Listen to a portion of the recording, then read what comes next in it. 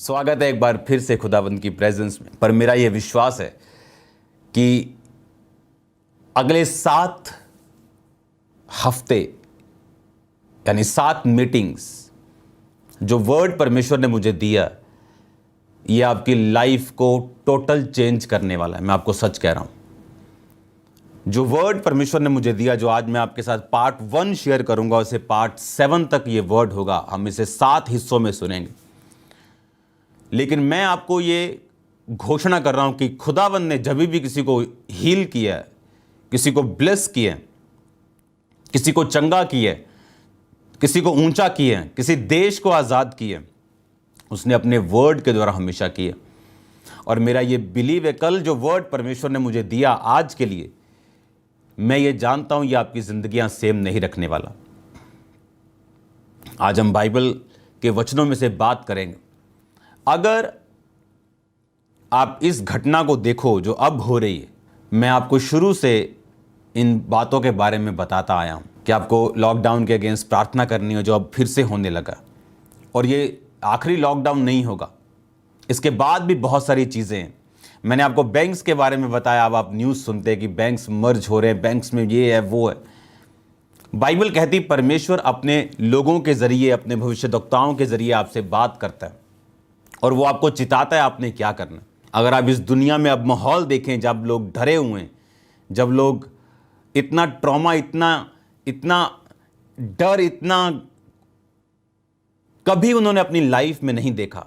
यहाँ तक कि जो 60 साल, 70 साल, 80 साल के बुजुर्ग हैं, उन्होंने भी कभी नहीं देखा। लेकिन मैं आपका ध्यान परमेश्वर की ओर लेके जाना चाहता हूँ। बाइबल कहती नूह के टाइम में सेम ऐसा हो रहा था। बाइबल कहती लोग बिजी थे खाने में, खेलने में, यानी लुचपन में, व्यभिचार में। और बाइबल कहती धरती पाप से भर गई थी और परमेश्वर ने फैसला किया कि वो उसको खत्म करेगा जल प्रलय के द्वारा। लेकिन जल प्रलय के बाद परमेश्वर ने फैसला किया, अब मैं जल प्रलय दोबारा नहीं भेजूंगा। लेकिन इसका मतलब ये नहीं कि वो दंड नहीं भेजेगा। अगर ये महामारियां ना आए, आपको कभी ये मालूम नहीं होगा कि बाइबल का ये वचन कि वो तुझे महामारी से बचाएगा आपकी लाइफ में सच्चा होगा। परमेश्वर ने ये नहीं कहा मैं तुझे पानी में नहीं जाने दूंगा। उसने कहा तू पानी में जाएगा दूसरे लोगों की तरह, लेकिन वो पानी तुझे डुबो नहीं पाएगा। आज जब आप यीशु मसीह को देखते हैं, मैं आपको अब आने वाला टाइम बताने वाला हूं। आज की मीटिंग में अब आने वाले दिनों में क्या होने वाला है। बाइबल कहती परमेश्वर ने आदम और हवा को बनाया, उन्हें इंस्ट्रक्शंस दी कि ये करना है और ये नहीं करना। और इंस्ट्रक्शन देने के बाद उन्हें अपनी फ्री विल पे छोड़ दिया, क्योंकि परमेश्वर कुछ भी आप पे थोपता नहीं। आज का वचन भी आप पे जबरदस्ती थोपा नहीं गया। मानना ना मानना आपकी जिम्मेवारी, और इसका रिजल्ट भी आपको उसी तरह से फिर लेना होगा। और बाइबल कहती हवा ने शैतान के बहकावे में आकर पाप किया और परमेश्वर ने औरत को श्रापित किया। आदम ने औरत की बात को माना, इसलिए परमेश्वर ने आदम को श्रापित किया। और इसीलिए औरत को हमेशा नीची निगाहों से देखा जाता रहा। आज का मेरा वचन का टॉपिक है राइज अप वुमेन। हे औरत, खड़ी हो और जाग। Rise up women. अगर आप देखें, औरत के दर्जे को नीचा किया गया। पुराने समय में परमेश्वर के, अगर आप बाइबल में वचनों में पढ़े तो परमेश्वर की प्रेजेंस में जाने का औरतों को कोई भी अधिकार नहीं था। उन्हें परमेश्वर के आंगन में जाने का अधिकार नहीं था। औरतों के लिए एक अलग आंगन तैयार होता था जहां पर वो बैठती थी। कारण था पाप जो हवा ने पहले किया और शैतान की बात को सुना, और परमेश्वर के द्वारा वो श्रापित हुई। जिस तरह मैंने आपको पिछले दिनों में बताया कि क्या होगा, कैसा टाइम आने वाला, फाइनेंशियली कैसा टाइम आने वाला, लोगों में कैसा टाइम आने वाला है आने वाले दिनों में, जब लोग एक वायरस की बीमारी की आने वाले दिनों में वेट कर रहे होंगे। एक स्किन का महारोग लोगों को दिखाई पड़ेगा। लेकिन मैं उस तरफ जाना नहीं चाहता। मैं परमेश्वर की मर्जी आपको बताऊंगा आने वाले दिनों में क्या है। लेकिन अब परमेश्वर की विल क्या है, मैं आपको बताना चाहता हूं। अब अगर आप बाइबल पढ़ें तो आपने देखा कि वो औरत का अधिकार, उसकी जो वैल्यू थी, जो परमेश्वर ने आदम के समान बनाई थी, आदम के लिए बनाई थी, उन दोनों को अपनी मर्जी पूरा करने के लिए बनाया था, वो उसने खो दिया। और बाइबल कहती शैतान के बात को सुन के, पाप को करके, परमेश्वर के साथ अपनी सहभागिता को तोड़ के उसने अपने ऊपर श्राप वो लेके आई। अब अगर आप ध्यान से बाइबल को पढ़ें कि नए नियम में औरतें प्रेरित भी हैं, नए नियम में औरतें प्रेरित भी हैं।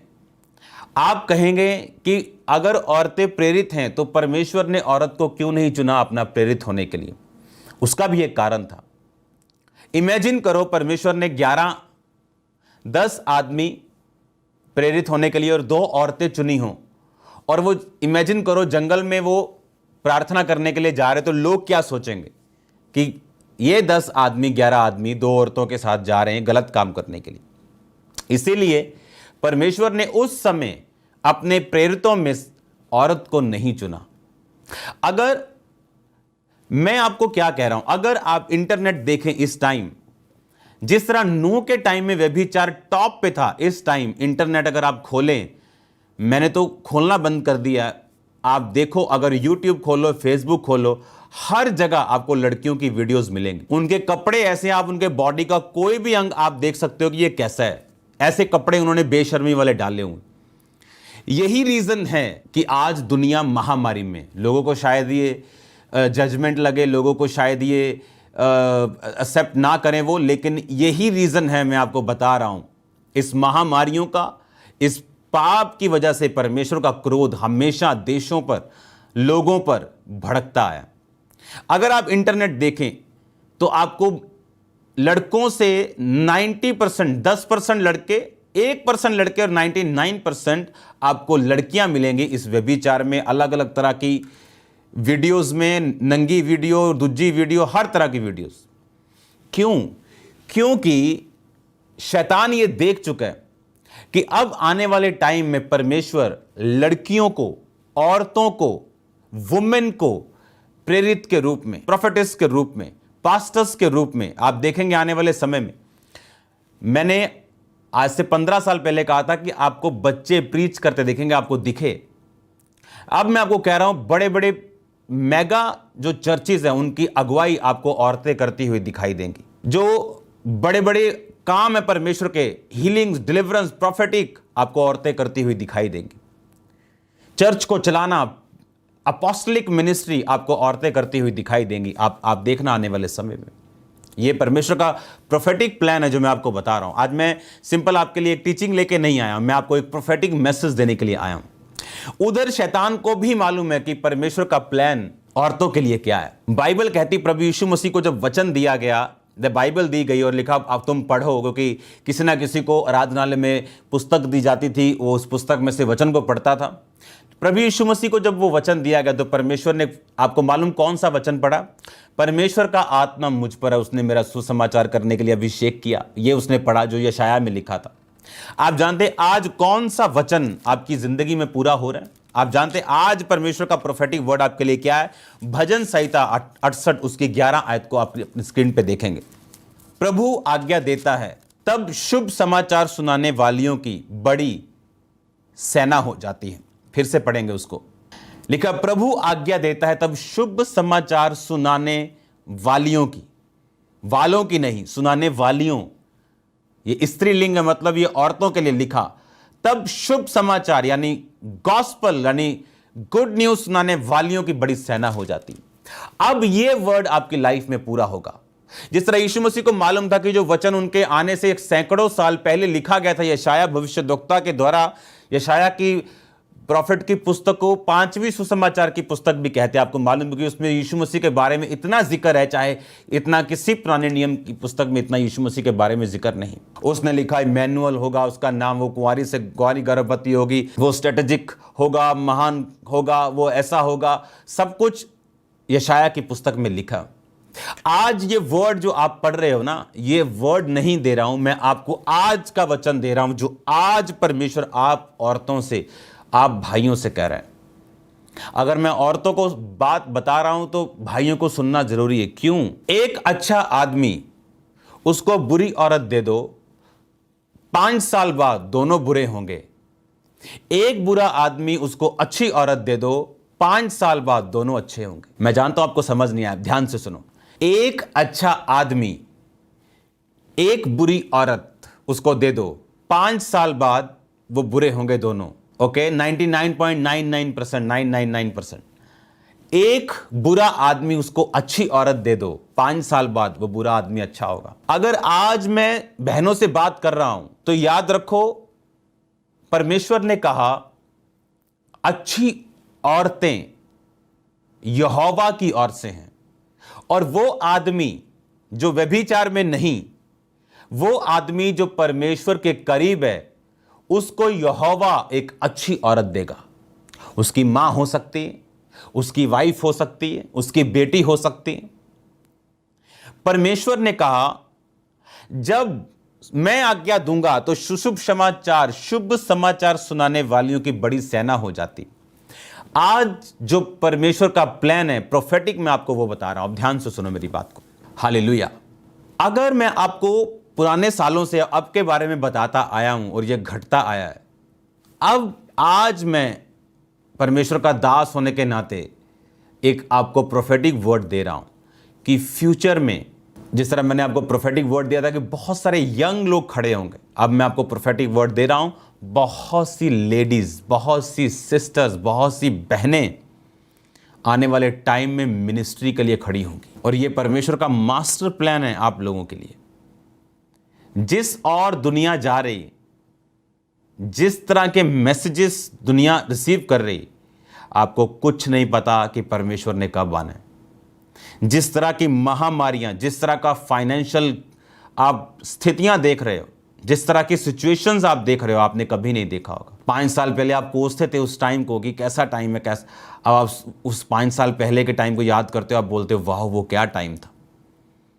लेकिन याद रखो, हमारा अच्छा या बुरा टाइम संसार की बाहरी परिस्थितियों से नहीं आता, वो हमारी अंदर की परिस्थितियों से, कि हम परमेश्वर के साथ कितना हैं, हमारा उसके साथ क्या रिलेशन है, क्या हम पाप में हैं या अपने वस्त्रों को हमने यीशु मसीह से उसके लहू से धोकर पवित्र किया और उसको पवित्र ही रहने दिया। मैं आपको एक बात समझाना चाहता हूं। जो लोग ये कहते हैं कि औरतें प्रचार नहीं कर सकती, औरतें बपतिस्मा नहीं दे सकती, औरतें ये नहीं कर सकती, औरतें वो नहीं कर सकती, वो प्रेरित नहीं बन सकती, प्रोफेटेस नहीं बन सकती, पास्टर नहीं बन सकती। अब मैं आपके लिए एक वचन पढ़ता हूं, प्रेरितों के काम 1 उसकी 14 आयत में लिखा, ये सब कई स्त्रियों, यीशु की माता मरियम और उसके भाइयों के साथ एक चित्त होकर प्रार्थना में लगे रहे। फिर क्या हुआ? प्रेरितों के काम 2 बाब उसकी 1 आयत, जब पेंटिकोस्त का दिन आया तो वो सब एक जगह इकट्ठे थे। एकाएक आकाश से बड़ी आंधी, किसी सनसनाहट का शब्द हुआ और वो सारा घर जहां वो बैठे थे गूंज गया, और उन्हें आग की सी फटती हुई जीभें दिखाई दी और उनमें से हर एक पे आ ठहरी। वो सब पवित्र आत्मा से भर गए और जिस प्रकार आत्मा उन्हें बोलने की सामर्थ्य दी, वो अन्य अन्य भाषाएं बोलने लगे। हालेलुया। अब वो एक जगह इकट्ठे थे। कौन? मैंने आपको पढ़ाया कौन थे। उनमें स्त्रियां थी, यीशु की माता मरियम थी, भाई थे, और लिखा वो पवित्र आत्मा सब पर उतरा। अगर परमेश्वर ने औरतों को इस्तेमाल नहीं करना तो वो सबको पवित्र आत्मा से कभी ना भरता। बाइबल कहती किसी पे कम नहीं, किसी पे ज्यादा नहीं, उन सब पर लिखा पवित्र आत्मा उतरा, हर एक जन के ऊपर, यीशु की माता मरियम पर, कई स्त्रियों पर। आप जानते हैं इस दुनिया की सबसे बड़ी बेदारी वेस्टर्न वर्ल्ड से निकली यीशु मसीह के लिए, जब लोगों ने दूसरे मिशनरीज को सपोर्ट किया कि वो दूसरे देशों में जाएं और काम करें। आपको मालूम, स्टडी बताती कि उन सब पैसों का 80% औरतों ने दिया और 20% बंदों ने दिया। उस बेदारी का जो इस दुनिया की सबसे बड़ी बेदारी की शुरुआत थी, सबसे बड़ी मतलब वन ऑफ द बिगेस्ट, सबसे बड़ियों में से एक, उनमें से औरतों का जो चंदा, जो ऑफरिंग था, वो 80% था। परमेश्वर का आज प्लान है आपको ऊंचा करना। आप चाहे डिप्रेशन में हो, आपको अब्यूज किया गया हो, सेक्सुअली, मेंटली आपको कुछ भी किया गया हो, लेकिन मैं आपको अब परमेश्वर के लिए खड़ा होता हुआ देख रहा हूं। मैं आपको परमेश्वर के लिए अब काम करता हुआ देख रहा हूं। मैं आपको परमेश्वर का दास होने के नाते यह दावा करता हूं, प्रोफेटिक वर्ड आपको देता हूं कि आपका समय आ चुका जब परमेश्वर आपको ऊंचा करके आपको आदर देने के लिए जा रहा है। जिस शैतान ने औरत को नीचा किया, अब वही परमेश्वर आपको अपने संबंध जो आप परमेश्वर के साथ बनाएंगे और पवित्रताई में रहेंगी, वो आपको इतना ऊंचा और इतना वैल्यूबल करने जा रहा है जितना आप सोच भी नहीं सकती। वो आपकी इज्जत को बढ़ाने के लिए जा रहा है। वो आपको ऐसे घराने देने जा रहा है जो आपका ऑनर करेंगे। मैं आपको फिर से बोल रहा हूं, जो अब परमेश्वर का प्लान है आने वाले दिनों के लिए, जितनी बहनें मुझे सुन रही हैं, तैयार हो जाओ परमेश्वर के लिए खड़े होने के लिए। तैयार हो जाओ उन सब शैतानी सीमाओं को तोड़ने के लिए, शैतानी बंधनों को, बॉन्डेजेस को ब्रेक करने के लिए। वो सारी सीमाओं को जो शैतानी और दुनियावी, उन्हें ब्रेक करके परमेश्वर के नाम में खड़े होने के लिए तैयार हो जाओ। शैतान झूठा है। पता है क्या झूठ बोलता है वो? कि औरतों को पास्टर नहीं बनना चाहिए, क्योंकि शैतान को मालूम है इस दुनिया में 50% औरतें हैं। तो एक झूठ बोल के वो अपने दुश्मन यानी परमेश्वर की 50% सेना ही खत्म कर देना चाहते हैं, कि 50% इसी झूठ से ही खत्म हो जाएंगे अगर वो विश्वास करेंगे कि औरतें प्रचार नहीं कर सकती, औरतें काम नहीं कर सकती, औरतें बपतिस्मा नहीं दे सकती, औरतें प्रेरित नहीं बन सकती। मैं आपको इन 7 हफ्तों में बताऊंगा कहां औरतें पास्टर थी, कहां औरतें इवेंजलिस्ट थी, कहां औरतें प्रोफेटेस थी, कहां औरतें टीचर थी। आप जानते अपोलुस बाइबल का one of the biggest teacher था उस टाइम का। उसको बाइबल सिखाने वाली एक औरत थी। कहती मैं तुझको अच्छी तरह से समझाती हूं, क्योंकि उसने यीशु मसीह के बारे में नहीं सुना था, उसने यीशु मसीह के बैप्टिज्म के बारे में नहीं सुना था। वो यूहन्ना के बैप्टिज्म का प्रचार करता था और यीशु मसीह के आने का प्रचार करता था। हाँ, औरतों को अधीन रहने के लिए बोला गया। हाँ, अगर एक औरत पास्टर है, उसका पति पास्टर है, तो औरत को पास्टर के अधीन रहने के लिए बोला गया। हाँ, अगर औरत पास्टर है और एक विश्वासी उसका पति है, तब भी अधीन रहने के लिए बोला गया। हाँ, उसको अधीन रहने के लिए बोला गया, अपने पास्टर के, अपने पति के अधीन रहने के लिए बोला गया, लेकिन उसे कहीं भी कोई काम करने के लिए, मना करने के लिए नहीं बोला गया। हालेलुया। बहुत सी ऐसी चीजें हैं जो आज कलीसिया में मैं देखता हूं कि ओके, लेकिन ये परफेक्ट नहीं। जैसे सिर पे चुन्नी लेना, पौलुस सिर पे चुनरी इसलिए कह रहा है ताकि आपकी जो छाती है वो ढकी रहे। उसका मकसद आपके तन को ढकना है। अगर वो आपके सिर पे ना भी हो तो चलेगा, लेकिन इस बात का मैं प्रचार नहीं करूंगा। क्यों? जब मैं अपनी वाइफ को बोलता हूं कि हाँ सिर पे ले लो, क्यों? क्योंकि लोग ऐसा समझते हैं। इसलिए हम एक फालतू की बहस में ना पड़ के, सुसमाचार में कोई रुकावट ना आए, हम फॉलो करने के लिए तैयार हैं। अगर आप ध्यान से देखें, अगर एक घर में अच्छी औरत गई, उस पूरे घर के नक्शे को वो चेंज कर सकती। बिजनेसमैन टॉप के देखो, जिनके साथ उनकी वाइफ्स हैं, उनके फेल होने के चांसेस सबसे कम है। हालेलुया। और जिनके साथ उनकी पत्नियां नहीं हैं, वो अकेले हैं। और बाइबल कहती है 2 जन एक से भला 2, अगर एक गिरे तो दूसरा उसे उठाएगा। अगर एक घर में अच्छी औरत आए, वो उस पूरे घर को बदल सकती है। अगर एक घर में बुरी औरत आए, उस घर का कबाड़ा कर सकती है। अच्छी औरतें उन लोगों का हिस्सा हैं, जो उन भाइयों का हिस्सा हैं जो परमेश्वर के साथ अच्छे हैं। आप व्यभिचार में जाके, गलत काम करके, गंदे हर जगह मुंह मार के आप एक्सपेक्ट मत करो कि आप परमेश्वर की ओर से उन औरतों को पालोगे जो परमेश्वर ने आपके लिए रखी हैं। बाद में आप उसको समझाएंगे, आपकी समझाना काम नहीं आएगा, आपकी काउंसलिंग काम नहीं आएगी। फिर आप औरतों पे शेयर बनाएंगे, जबकि कमी आदम में है, क्योंकि बाइबल कहती आदम को हवा का ध्यान रखना चाहिए था, उसे अपनी उपस्थिति से दूर नहीं करना चाहिए था। उसके साथ एक अच्छा रिश्ता होना चाहिए था कि जब हवा को शैतान बोलता तो वो उससे बात करती आदम से कि मुझे शैतान ने ऐसा कहा। अगर आज आप परमेश्वर की पवित्र आत्मा की आवाज़ को सुने, तो मैं आपको फिर से कह रहा हूं, वो टाइम आ चुका है जब परमेश्वर औरतों को फिर से खड़ा कर रहा है। और शैतान भी जानता है, और उन्हीं औरतों को वो व्यभिचार में डाल रहे हैं। उन्हीं औरतों को वो टिकटॉक पे, वो फेसबुक पे, वो शॉर्ट्स वीडियो में, वो नंग धड़ंग बनाते वीडियोस उनमें डाल रहे हैं, क्योंकि शैतान को मालूम है आने वाले दिनों में क्या होने वाला है। बहुत से यंग लड़के भी खड़े होंगे, लेकिन लड़कियों की तादाद जो आपने कभी नहीं देखी, अब वो आने वाले टाइम में होने वाला है। इसलिए मैंने कहा राइज अप वुमेन, खड़ी हो जाओ परमेश्वर की दासियों, उसकी बेटियों, क्योंकि वो टाइम आपका आने वाला है यीशु मसीह के नाम में। वो इज्जत पाने का टाइम आने वाला है। एक बात का आपने ध्यान रखना, पवित्रताई में रहना, शैतान की किसी बात को मत सुनना, अपने शरीर को काबू में रखना, अपने बाप की अधीनगी में रहना, अपने पति की अधीनगी में रहना। बाकी किसी की टेंशन लेने की ज़रूरत नहीं। वो खुदावन आपको ब्लेस करने जा रहा है, वो आपको ऊंचा करने जा रहा है। अब जब पवित्र आत्मा इन पे उतरा, अगर परमेश्वर ने औरतों को यूज ना करना होता तो वो औरतों पे पवित्र आत्मा क्यों उतारता? अगर मुझे 100 लोग मेरे सामने बैठे हों और मैं चाहता हूं 50 को मैं ना भेजूं और मुझे कुल्हाड़ियां देके उन्हें पेड़ काटने के लिए भेजना है, तो मैं 100 कुल्हाड़ियां क्यों खरीदूंगा? मैं अपना नुकसान क्यों करूंगा? मैं 50 खरीदूंगा, 50 को दूंगा। लेकिन अगर मैं चाहता हूं कि ये 100 काटें तो मुझे 100 कुल्हाड़ियां खरीदनी पड़ेंगी और मैं 100 की 100 लोगों को दूंगा। अगर परमेश्वर नहीं चाहता कि औरतें यूज हों, पास्टर बने, तो वो क्यों पवित्र आत्मा की भरपूरी उन्हें देगा? बाइबल कहती फिलिप्पुस की 4 बेटियां थी और वो प्रोफेटेस, यानी ऐसा वचन देने वाली जिससे शांति मिलेगी, तसल्ली मिलेगी और बढ़ोतरी होगी। जहां जहां अच्छी प्रोफेसी होगी वहां शांति होगी, वहां तसल्ली होगी, वहां बढ़ोतरी होगी। और इसका मतलब अगर वो 4 लड़कियां बात ही नहीं करेंगी किसी से, अगर प्रचार ही नहीं करेंगी, तो क्या शांति दे पाएंगी? क्या तसल्ली दे पाएंगी?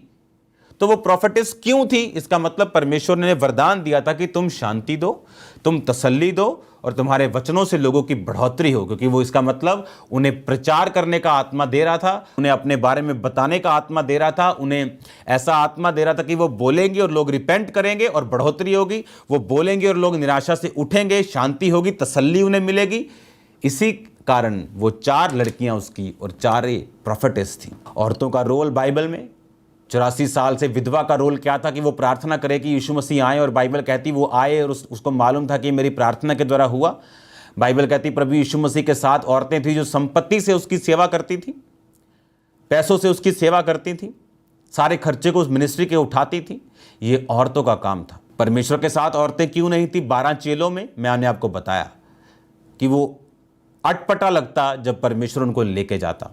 ये अटपटा लगता कि अगर परमेश्वर उनको अकेले को भेजता कहीं प्रीच करने के लिए। लेकिन आज सिचुएशन वो नहीं। इसीलिए बाइबल कहती है पौलुस के टाइम में ऐसी औरतें थी, मैं आपको बताऊंगा अगले पार्ट में, जो प्रेरित थी, जो अपोस्टल्स थी। वो औरतें चर्च के सेवा में थी। और आज परमेश्वर आपकी लाइफ में यही चाहता है। अपने आप को तैयार करो, क्योंकि जो इज्जत, जो सिक्योरिटी, जो ब्लेसिंग्स, जो पीस, जो फ्यूचर परमेश्वर की सेवा में, उसके कदमों में, उसकी पवित्रताई में, उसकी प्रार्थना और रोज़ों में, वो कहीं नहीं। आपको ब्रेकअप के लिए फिर रोना नहीं पड़ेगा जो आम औरतें रोती। आपको रिलेशनशिप्स के लिए डिसअपॉइंट नहीं होना पड़ेगा जो आम लड़कियों का, औरतों का हिस्सा है। और याद रखो, परमेश्वर ने कहा भली स्त्री कौन पा सकता है, क्योंकि उसका मूल्य हीरों से भी अधिक है। इसलिए मैंने कहा एक बुरे इंसान को एक अच्छी औरत दो, वो इंसान अच्छा बन जाएगा। एक अच्छे इंसान को एक बुरी औरत दे दो, वो इंसान बुरा बन जाएगा। सुलेमान अच्छा था, लेकिन बाइबल कहती है अन्य जाति औरतें जब उसकी ज़िंदगी में आई, एंड के दिनों में वो पाप में गिरा। और अगर आपने बहुत सारे टाइम में देखा होगा कि एक बुरे आदमी की ज़िंदगी में, जैसे नाबाल था, जब दाऊद ने गुस्सा किया, उसको मारने लगा, तो उसकी औरत गई और उसको मारने से उसको रोका। बाद में नाबाल अपनी मौत मरा, वो अलग बात है। लेकिन एक अच्छी औरत की वजह से बाइबल कहती वो मूर्ख इंसान भी बना रहा। तैयार रहो परमेश्वर के बड़े कामों को करने के लिए, क्योंकि यही परमेश्वर आपकी ज़िंदगी में चाहता है। इसलिए शैतान आज वुमेन्स पे अटैक कर रहा है, व्यभिचार का अटैक कर रहा है, अब्यूज़ कर रहा है, उनको रेप्स कर रहा है उनके। क्यों? क्योंकि वो जानता है कि आने वाले दिनों में क्या होने वाला है। आप एक बड़ी बेदारी का हिस्सा बनने जा रही हैं। आप चर्चिस को चलाएंगे, मैं देख रहा हूँ। आप बड़े बड़े काम करेंगे, आप प्रोफेटिक मिनिस्ट्री में होंगे, अपॉस्टलिक मिनिस्ट्री में होंगी, हीलिंग करते हुए बहुत सी बहनों को देख रहा हूँ जो आने वाले दिनों में आपको खड़ी दिखेंगी परमेश्वर में, हीलिंग करती हुई, डिलीवरेंस करती हुई, पावरफुल प्रीच करती हुई। आप जानते हैं यीशु मसीह जब क्रूस पे था, कोई चेला उसके साथ नहीं था, पर औरतें उसके साथ थी। फिर एक चेला यूहन्ना उसके साथ था, बाद में आया। सबसे पहला यीशु मसीह को जी उठने के बाद किसने देखा? औरत ने। सबसे पहले यीशु मसीह के जी उठने का प्रचार किसने किया? औरत ने। सबसे पहले दूत ने किसको बताया कि यीशु मसीह जी उठा और भाइयों से कहो वो गलील को जाएगा? औरत को। औरतें अपने आप को कम मत समझो, आप बड़ी बरकत पाने जा रही हो यीशु मसीह। परमेश्वर ने मुझे बताया कि ये सेवकाई अब एक जरिया होगी औरतों को खड़ा करने का, उन्हें ब्लेस करने का। बड़ी इज्जत आपकी ज़िंदगी में मैं आते हुए देख रहा हूँ यीशु मसीह का। आमीन। इतना ऊंचा बोलना कि पड़ोसी की छत हिला दो आज, आमीन बोल के जोर से थैंक यू जीसस बोलते हैं। आमीन बोलो जोर से तारीफ करो, जोर से। मैं देख रहा हूँ पवित्र आत्मा आप पे आ रही। Thank you Jesus. जोर से तारीफ करते हुए, जोर से तारीफ करते हुए, जोर से हालेलुया। मुझे ये बात 100% मालूम है कि आने वाले दिनों में परमेश्वर बड़ा काम आपकी ज़िंदगी में, और बड़ा काम वो आपके ज़रिए दूसरों की ज़िंदगी में करने जा रहा है। मैं आपको बताऊंगा आने वाले पार्ट्स में, आने वाले हफ्तों में, कि प्रैक्टिकली जो परमेश्वर का प्लान आपकी लाइफ में है, खासकर बहनों की लाइफ में, उसे अपनी लाइफ में आपने पूरा कैसे करना है। क्योंकि याद रखो, परमेश्वर की सिद्ध इच्छा को मालूम करना और सिद्ध इच्छा पे चलना, ये 1 मिनट का काम नहीं, ये 3 रोज़ों का काम नहीं, इसके पीछे पूरी लाइफ आपकी लगती, और ये आसान नहीं और ये मुश्किल भी नहीं। जब आदत डल जाएगी आपको तो ये आसान होगा। जब तक आदत नहीं होगी अपने शरीर को, अपने जीवन को काबू में रखने की, तब तक आपको मुश्किल लगेगा। लेकिन याद रखो, खुदावंद का रूह मुझे बता रहा है आप लोगों के लिए कि एक बड़ी बेदारी का आप हिस्सा बनने जा रहे हो। एक बड़ा काम आपकी ज़िंदगी में परमेश्वर करने जा रहा है। हालेलुया। तैयार रहो। अगर पवित्र आत्मा आपसे कह रहा है तैयार रहो, और आने वाले पार्ट्स में बताऊंगा कि आपको तैयार कैसे रहना है।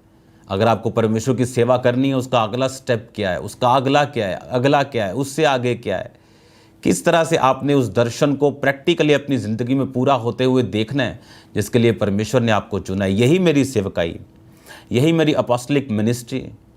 इसीलिए परमेश्वर ने मुझे चुना है, वो मैं आपको गाइड करूं कि आपने करना क्या है आपकी लाइफ में।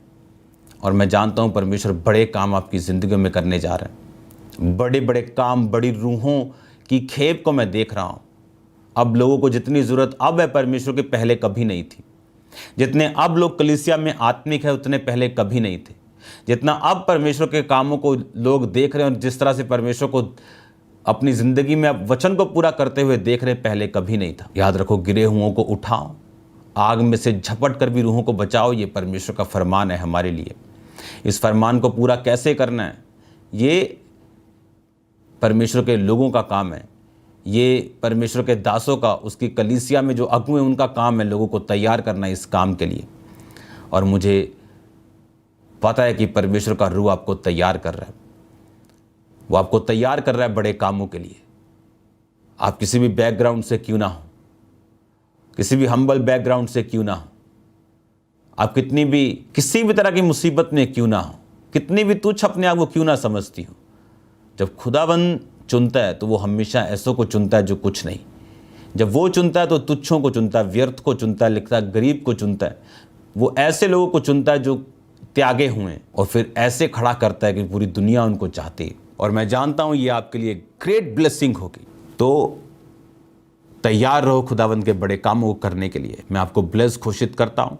संडे खुदावंद की प्रेजेंस में मैं आपको मिलूंगा, खुदावंद की प्रेजेंस में। और याद रखो, लॉकडाउन के बाद only good news. God bless you all.